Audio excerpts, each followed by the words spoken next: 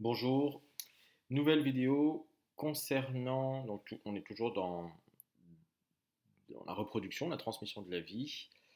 On va étudier dans cette vidéo les cycles sexuels chez la femme. Donc, on peut le voir à droite ici. Donc le cycle notamment ovarien, le cycle utérin, avec l'intervention de l'axe hypothalamo-hypophysaire une fois de plus. Puis comment est contrôlée la reproduction féminine, en tout cas la production de gamètes, avec des rétrocontrôles, comme dans l'appareil génital masculin, alors avec des... c'est un peu plus complexe dans l'appareil génital féminin. Alors tout d'abord, les cycles, donc on va zoomer sur cette diapo. Il faut bien comprendre sur cette diapo qu'il y a une synchronisation entre les cycles ovariens au niveau de l'ovaire, au niveau de l'utérus, dans une période de 28 jours. Un cycle dure 28 jours. Par convention, le cycle commence par les règles. Le J1, ici, débute avec l'apparition des règles. À J14, c'est l'ovulation. Donc au niveau de l'ovaire. Et J28, c'est la fin du cycle. Et dès qu'il y a décrochage de la muqueuse de l'utérus qui indique les règles, c'est un nouveau cycle. Alors, faut bien. Alors, si je reprends l'appareil génital ici, il y a deux cycles en parallèle, hein. On voit ici ce petit rond donc, qui est l'endomètre. Donc, c'est le cycle utérin avec l'endomètre qui se décroche, c'est les règles. Une phase de prolifération jusqu'à J14 et une phase sécrétoire qu'on appelle également. Non, une phase sécrétoire pour l'endomètre. On verra qu'elle porte un autre nom pour l'ovaire, phase lutéale. On voit qu'elle gagne en épaisseur et on voit qu'elle gagne en vascularisation, beaucoup plus de vaisseaux sanguins, et on parlera de glandes également. Ici, on voit des glandes en tube. Et il y a un autre cycle qui se déroule à proximité au niveau de l'ovaire, la légende numéro 2. Donc un cycle ovarien, un cycle utérin. L'ovaire, on sait que c'est l'organe, la gonade, qui produit l'ovocyte au moment de l'ovulation. Donc si on part, ça va dans le sens inverse des aiguilles d'une montre. On a des follicules, on a vu cela déjà, des follicules à différents stades de maturation. Le follicule qui est mûr ici, follicule de De Graaf, va expulser son ovocyte à J14. Donc c'est un ovocyte entouré de quelques cellules folliculaires qui est expulsé de l'ovaire, qui va aller être recueilli dans les trompes et qui sera fécondé au niveau de l'ampoule. Donc ça, on est à J14. Le follicule ici, les cellules folliculaires de l'ovaire vont se transformer en cellules lutéales. Donc on va appeler avant J14 la phase proliférative, après J14 la phase lutéale. On trouve lutéin unique également. À nouveau le cycle de l'ovaire, cette fois-ci dans le sens des aiguilles d'une montre, des follicules primordiaux, primaires, secondaires, tertiaires, cavitaires, puis le follicule de De Graaf, puis expulsion de l'ovocyte. Là on est à J14. C'est vraiment un marqueur très fort qu'il faut avoir en tête. J14, expulsion de l'ovocyte. Et les cellules folliculaires se transforment en cellules du corps jaune. C'est important parce que les cellules du corps jaune vont sécréter la progestérone. Il n'y a pas de sécrétion de progestérone avant J14. Donc ce sont des hormones ovariennes, notamment la progestérone. Donc, il faut bien, parce que maintenant on va parler à chaque fois d'ovulation, il faut bien se rendre compte que l'ovulation a lieu au niveau de l'ovaire. Et quand on va parler de la muqueuse utérine, on est au niveau de l'endomètre, ici, muqueuse de l'utérus. C'est très voisin d'un point de vue géographique, mais ce sont vraiment deux organes qui ont une activité cyclique sur le même découpage temporel, c'est-à-dire J14, J28. Voilà le schéma du cours légendé. Alors, avec des annotations en plus. Donc, J1, décrochage de la muqueuse de l'endomètre, ce sont les règles. À J14, ovulation ici. Donc de J1 à J14, on a une croissance folliculaire. Et on voit que le taux de FSH ici est un peu plus élevé. Parce qu'on a également une sécrétion des hormones hypophysaires LH et FSH qui est cyclique, sur le même cycle. Donc l'hormone FSH est plus élevée pendant la première partie du cycle, en tout cas supérieure à LH. La FSH, hormone folliculo-stimulante, donc elle stimule la croissance folliculaire. Les follicules sécrètent des œstrogènes. Les œstrogènes, c'est un ensemble de 3 hormones, œstradiol, œstriol, œstrone. Donc l'ovaire sécrète, les cellules folliculaires au sein de l'ovaire sécrètent des œstrogènes. Plus le follicule grandit, plus le taux d'œstrogène augmente. J14, ovulation. Qu'est-ce qui déclenche l'ovulation? Le pic de LH. On voit que LH va avoir, et FSH, les deux vont avoir un pic, mais le pic de LH est très important. On parle de décharge ovulante. Donc il a lieu un petit peu avant J14, quelques heures avant J14, et ça entraîne l'expulsion de l'ovocyte du follicule. C'est une hormone lutéinisante, LH. Ça va provoquer la lutéinisation des cellules folliculaires, ici en violet. La lutéinisation, c'est la transformation en corps jaune. Le corps jaune, on l'appelle également le corps lutéinique. Et au niveau de l'ovaire, on sera dans une phase lutéale, ici entre J14 et J28. Le corps jaune sécrète et des œstrogènes et surtout de la progestérone en vert. La progestérone est vraiment une hormone typique du corps jaune. Donc, je répète, à J14, j'ai une ovulation sous l'impact de LH, qui est l'hormone lutéinisante. Donc, elle va entraîner la lutéinisation, excusez-moi, c'est la transformation des cellules du follicule. Elles vont changer d'aspect, changer de sécrétion, et ces cellules vont devenir des cellules lutéiniques et qui forment le corps jaune. Donc, ce qui reste dans l'ovaire, on l'a vu ici, ce qui reste dans l'ovaire, les cellules folliculaires changent d'aspect et deviennent les cellules du corps jaune. Ce corps jaune qui va sécréter de la progestérone. Alors je recherche le schéma. La durée, oui c'est ça. S'il n'y a pas fécondation, alors ce schéma représente un cycle où il n'y a pas de fécondation. S'il n'y a pas de fécondation, le corps jaune va vite régresser et le taux de progestérone et d'œstrogène va baisser. D'ailleurs, c'est la chute des hormones œstrogène-progestérone qui est responsable du décrochage de la muqueuse, donc des règles.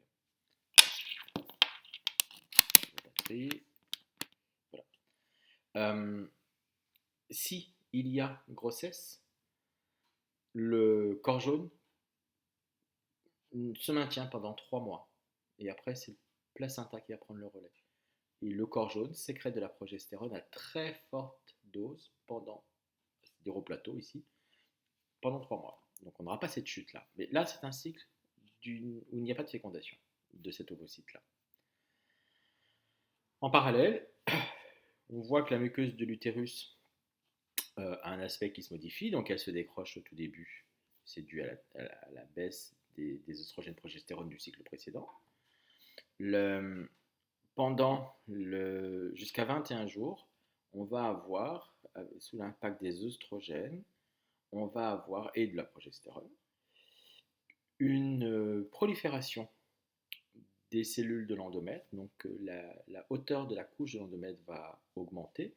Et on va avoir de plus en plus une apparition et de glandes en tube qui vont sécréter du glycogène, qui est un glucide qui permettra, s'il y a implantation de cet ovocyte fécondé au bout de 7 jours, on sait que l'implantation d'un embryon dans la muqueuse de l'endomètre, c'est-à-dire ici, a lieu à J7, J8.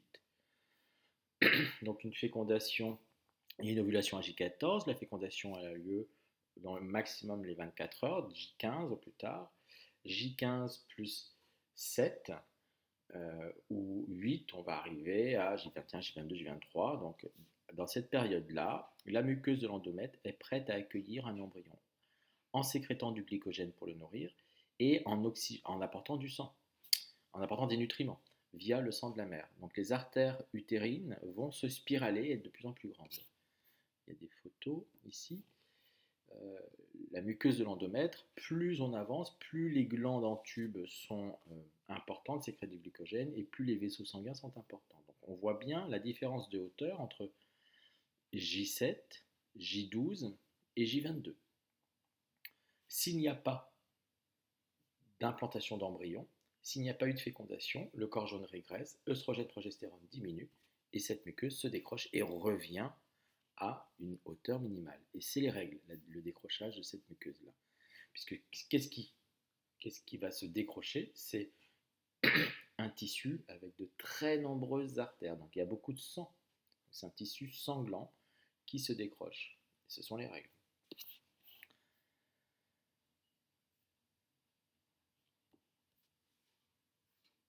Donc tout ça est régi par l'hypothalamus. Là, il y a un bug là, sur ma photo, je suis en train de me rendre compte. C'est hypophyse, il y a tout un mélange, c'est hypothalamus. Il faudrait que je corrige ça. Hypothalamus ici, qui sécrète la GnRH. L'hypophyse sécrète LH et FSH. La FSH a une sécrétion toujours supérieure à LH, sauf au moment de J14, où on a un pic des deux d'ailleurs, un pic de LH qui déclenche l'ovulation.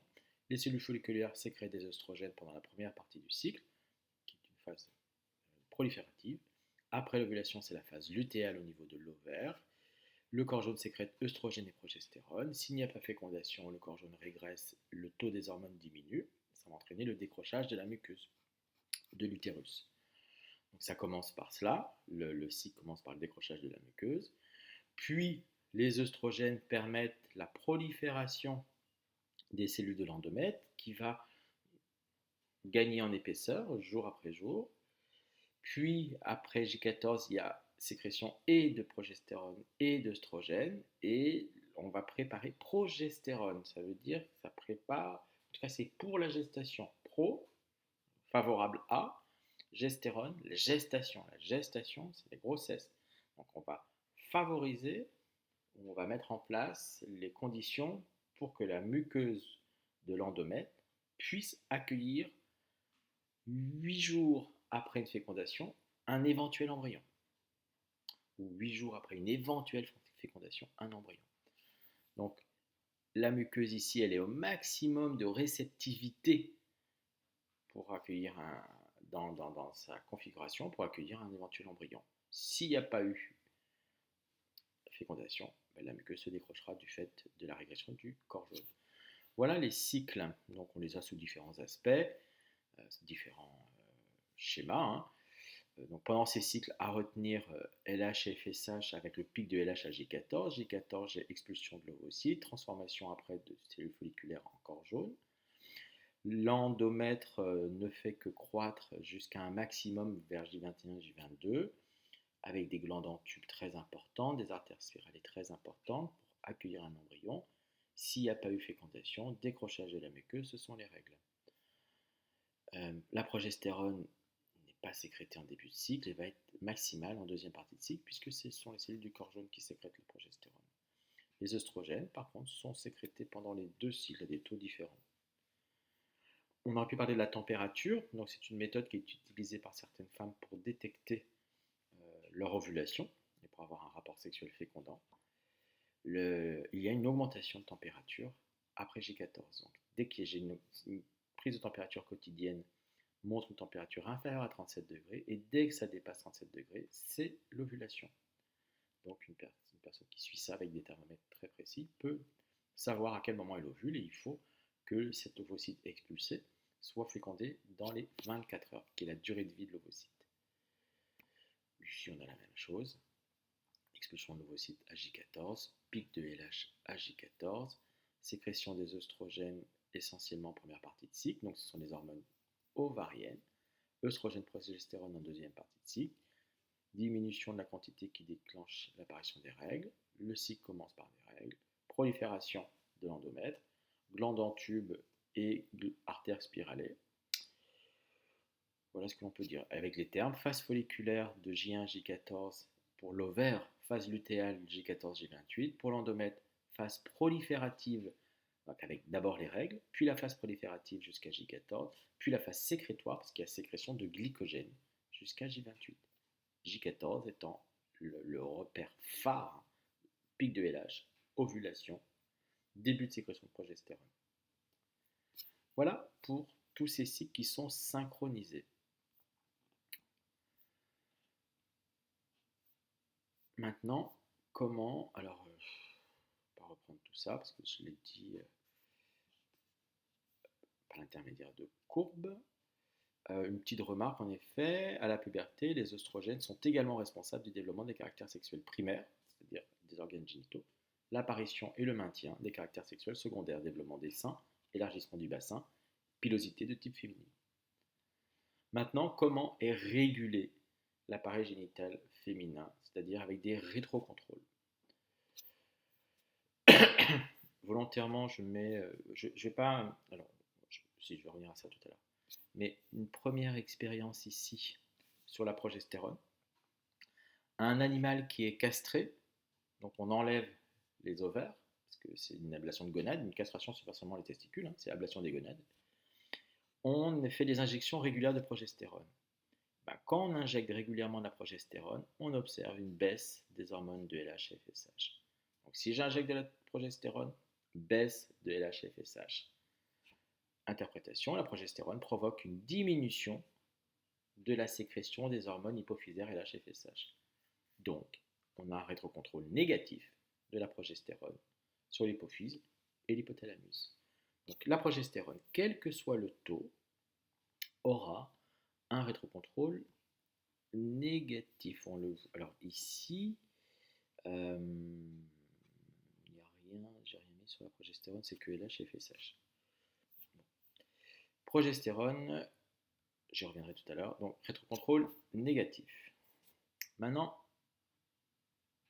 LH et FSH. On va revenir ici. Alors, comment la sécrétion de LH et FSH est régulée via les œstrogènes. C'est pas du tout ça, ça c'est...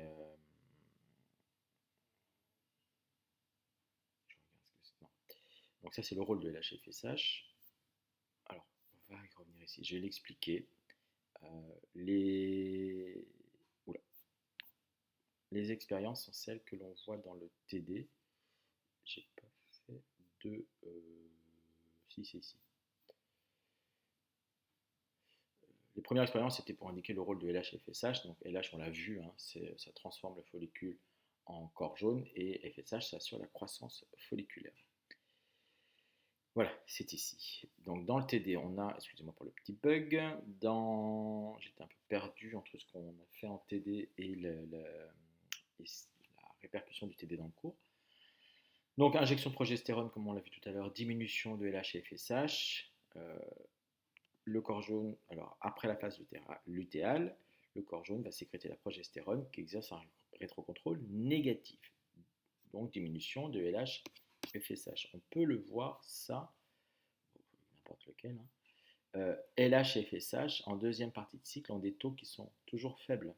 Donc il y a un rétrocontrôle négatif sur la sécrétion de LH et FSH, notamment, on ne verra pas que, par la progestérone. Donc la progestérone ici, rétrocontrôle négatif sur l'hypothalamus et l'hypophyse. Progestérone, rétrocontrôle négatif, hypothalamus, hypophyse. Donc LH et FSH sont à des taux relativement bas. Maintenant, les œstrogènes, c'est plus complexe. Alors, quand on injecte une faible quantité d'œstradiol, l'œstradiol, c'est une des trois hormones que l'on regroupe sous le terme œstrogène, œstradiol, œstrone, œstriol. Une faible quantité d'œstradiol entraîne une diminution de LH et FSH. Donc j'ai également un rétrocontrôle négatif, mais si la quantité d'œstradiol est faible, faible quantité d'œstradiol, rétrocontrôle négatif puisque diminution de la quantité de LH et FSH sécrétés. Donc une faible concentration d'œstradiol ou d'œstrogène. On est ici entre jusqu'à J10 à peu près. Quand on a des faibles concentrations d'œstrogènes, concentration de LH et FSH est faible, donc j'ai un rétrocontrôle négatif. Les œstrogènes effectuent un rétrocontrôle négatif quand ils sont en faible quantité. C'est très important de préciser ça, sur l'hypothalamus et l'hypophyse. Également, dans la deuxième partie du cycle, on est ici dans des concentrations plus faibles également par rapport à ce pic-là, juste avant J14, donc avec des faibles concentrations d'œstrogènes et en plus la progestérone, j'ai un rétrocontrôle négatif sur la sécrétion de LH et FSH qui est faible ici. Par contre, pour une forte quantité, si j'injecte une forte quantité d'œstradiol, j'ai une augmentation de la concentration de LH-FSH puis ovulation. C'est un rétrocontrôle positif, c'est le seul rétrocontrôle positif de l'organisme. Il se déroule à ce moment-là chez la femme. Donc quand j'injecte une forte quantité d'œstradiol, ça stimule la sécrétion de LH et FSH. Voilà comment on explique le pic de LH et FSH.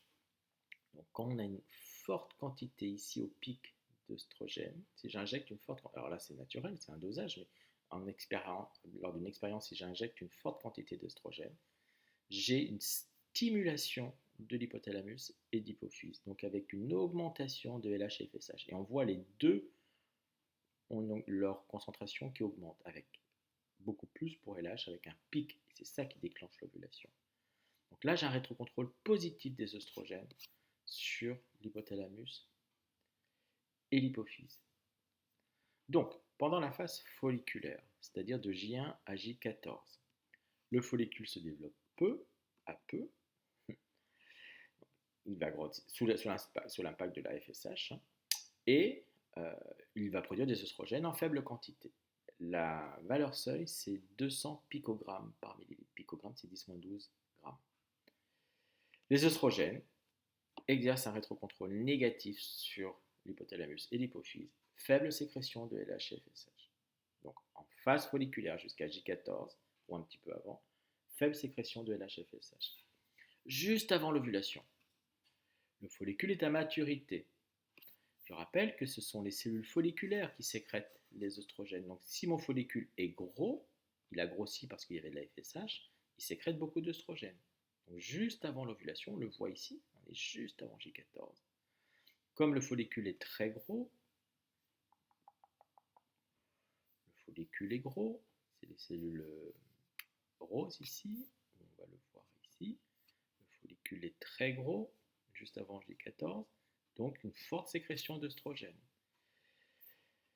La forte sécrétion d'œstrogène, on va dépasser le seuil de 200 picogrammes par millilitre, exerce un rétrocontrôle positif, responsable d'un pic de sécrétion de FSH et surtout de LH.